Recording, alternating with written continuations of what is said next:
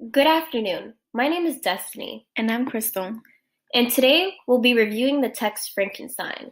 known as the modern-day Prometheus by Mary Shelley.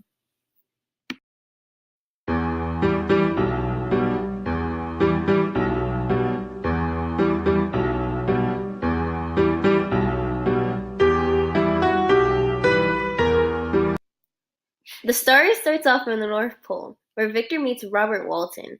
Victor starts telling him his life story as a means to warn Robert about the dangers of seeking glory and knowledge.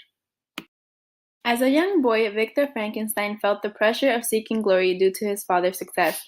Inevitably, he focused on his studies in science, which he called natural philosophy. He was also interested in pursuing his adopted cousin Elizabeth.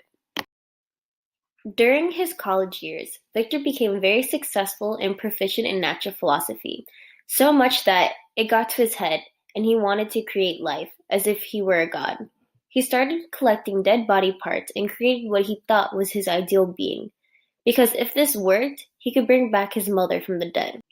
Once Victor finished creating the creature, he realized that his plan backfired because although he had created life, he had created the living dead. The creature so ugly he couldn't stand the sight of it and he ran away. Eventually, the monster finds Victor and tells him what he's done and what he's experienced. After running away from Victor's house, the monster stumbles upon a village and starts spying on a family that he thinks is perfect, filled with love and compassion, which is what he yearned for. The monster learns social skills such as knowing how to communicate and reading, yet none of this satisfied his need for love and attention. The creature decided to show himself to the family, not thinking about how they were going to react to his ugliness. Once they saw a glance of him, they all ran away. Seeing the family's reaction made the monster realize that he was lonelier than ever, so he decided to go back to Victor. He gave Victor two alternatives. Either he made the monster a companion, or the creature would go and kill everyone Victor cared about.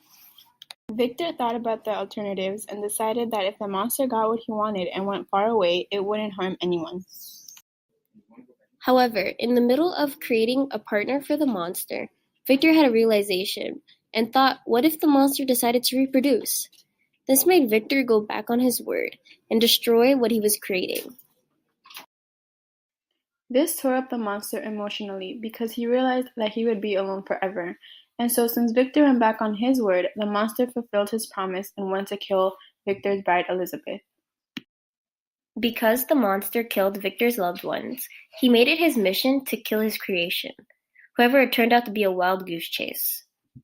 Victor didn't get to finish his search though, because he died chasing his creation. When the creature finds Victor dead, he realizes that he really has nothing else to live for, and all that's left for him is death.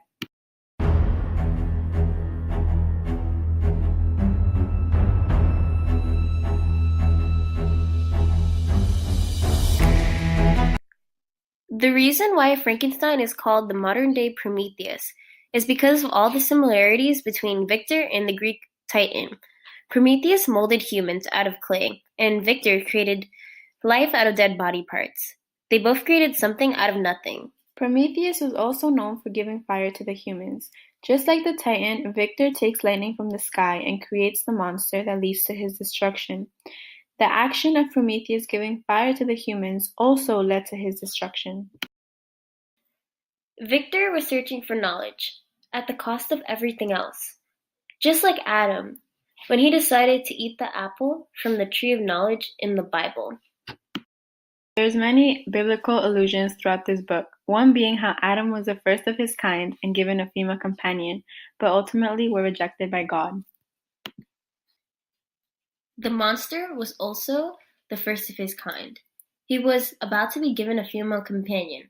However, she was ripped apart by Victor, who rejected his creations.